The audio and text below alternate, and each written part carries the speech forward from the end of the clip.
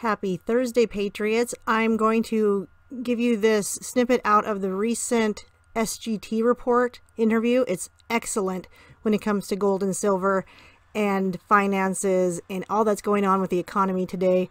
Please give it a listen, a like, a share, and be sure to subscribe to the channel.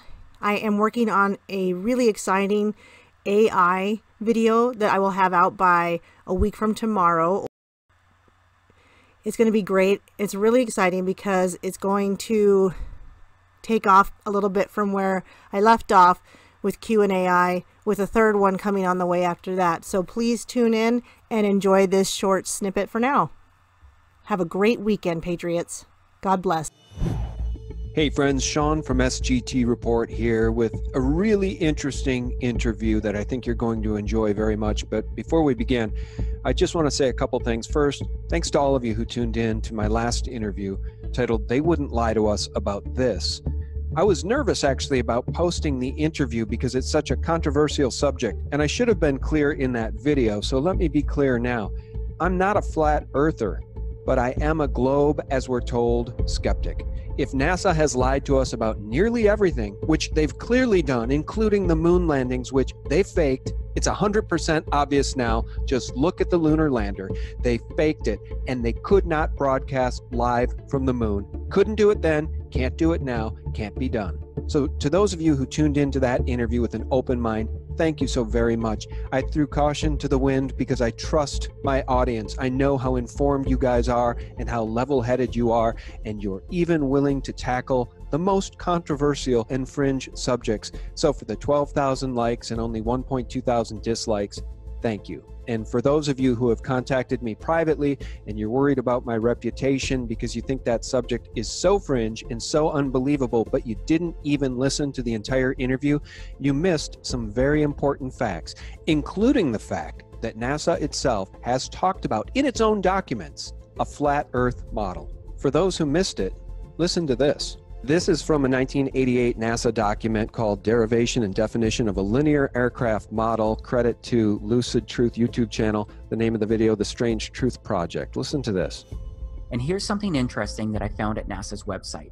It's a NASA reference publication from the late 1980s about the derivation and definition of a linear aircraft model. Let's go through this. There's a lot of math, but toward the end on page 30, the first sentence in the concluding remarks say, this report derives and defines a set of linearized system matrices of a rigid aircraft of constant mass, flying in a stationary atmosphere over a flat, non-rotating Earth.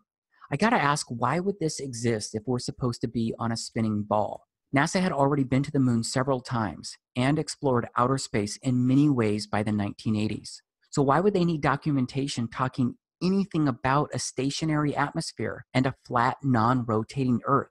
So I'll wrap this part up just by saying, if we can't trust NASA, if all they've ever done is lie to the people and deceive us and steal, what, $55 million a day, why would we believe anything they say at all, especially when the math of the globe, as we're told, doesn't quite add up? As I said in the interview, maybe the Earth is far larger than we're being told, or maybe it's something else entirely, as Wernher von Braun suggested on his tombstone.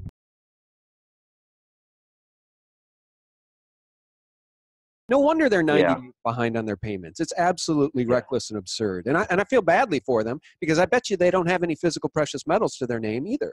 They don't have anything unencumbered. All they have is debt. Yeah, I call for, I think generational serfdom is what's coming. I think at the end of the day, they're, you know, just with AI, I try to tell people, like, we are within, what, 3 to 5 to maybe 10 years of the #1 job in the United States, trucking, just being fully automated by AI.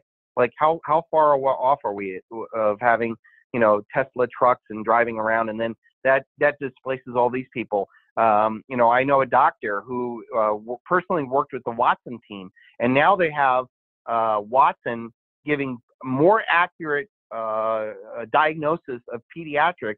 98% they rank, the AI does.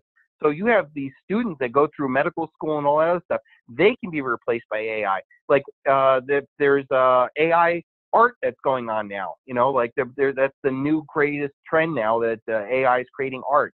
Like, this is a very scary predicament, and I think this is the last chance the average person is going to be able to attract historically significant wealth, real wealth.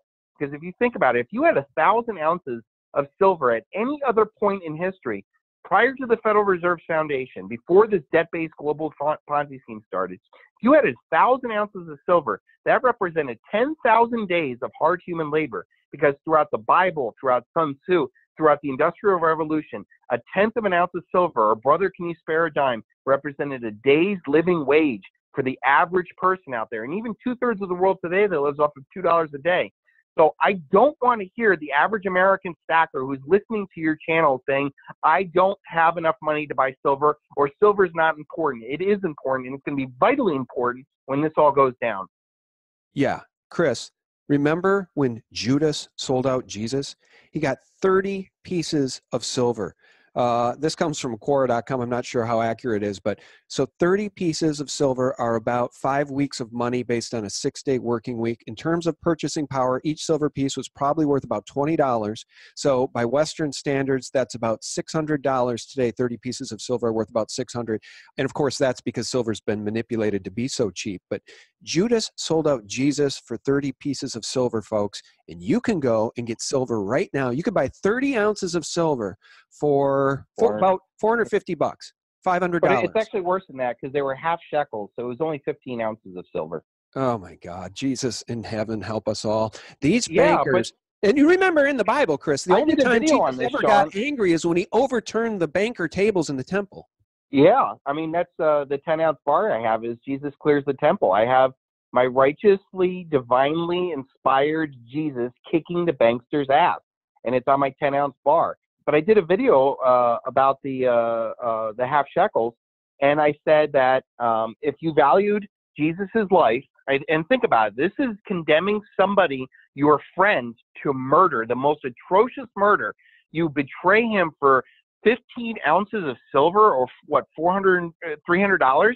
Like, nobody would do that. But if you properly valued silver the way I do, at 1,000 ounces of silver, 15 grand. I bet there are a lot of people who would sell their friend out for 15 grand.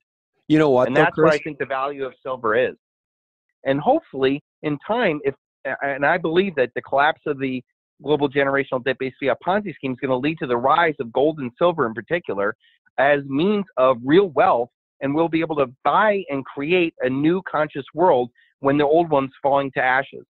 Yeah, let's talk about the economy right now. I think this is a good segue because people can empower themselves. And you and I started these conversations back in what, 2010, 2011?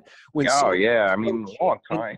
And now silver's right back to as cheap as it was then, pretty much. And here's the thing, though, guys. If you're listening to this message, if you're listening to this conversation, you, unlike your neighbors and your colleagues and your friends who don't know anything about buying physical silver or gold, you can empower yourself by getting silver so cheap right now, it's unbelievable. It's literally being subsidized. This cheap price is being subsidized by the criminal banks. Today, there's an article on Zero Hedge that reads, traders puzzled after gold surges to 10-month highs. Is gold trading as a safe haven or a risky commodity? It's not a risky commodity, folks. It's real money. It is unencumbered by debt. If you hold it, you own it, and you have real wealth, and the same is true for silver. Is that about right, Chris? Yeah, absolutely. First of all, even though silver is at, what, $15, it's as cheap as it was when I bought $7 silver, because there's at least twice the amount of money and debt out there. So just because silver's at $15, it literally is like $7 silver in 2008. So it is as cheap as it is then. But the real value of it is that I look at it like this. The whole world has quadrillions of dollars of digital illusions of wealth. Everything is a future claim on wealth. Everything is a leveraged bet on on a lie, like that we can continue to consume, we can continue to run our debt, and that everything's going to keep rising up. At some point, mathematically, psychologically, it all ends. And when all these digital illusions of wealth crash, what else is humanity going to be able to base value on if not gold and silver? And that's where I don't necessarily think silver is just going to go up in value like we saw in the Bitcoin bubble. I think that we're going to see the destruction of all the other asset classes out there, and particularly real estate, which is a digital illusion of wealth because it's funded by 30-year mortgages, 4% loans, liar loans, all these ways of subsidizing it. And, these states and counties are taxing the crap out of them. And I believe when the collapse happens, the value of real estate in particular is going to be devastated because there's not going to be the debt out there to be able to leverage up. The underlying economy, 70% of our American economy is going to be devastated because we'll no longer be able to borrow money that we don't have to buy things we don't need to impress people who don't care. And when that economy collapses, everything's going to start going down. And I can't wait for the day that I can exchange an ounce of silver for, a plot of land, a couple of ounces of silver for a couple acres of land, because I think that's the kind of ramifications that has to happen in this global generational debt-based fiat Ponzi collapse. And I think that's when you're going to be able to transfer your wealth from this paradigm to the next paradigm. And for the people who don't get how cheap silver is or how rare silver is, the best estimates of above ground silver is anywhere between 1 and 2 billion ounces of silver.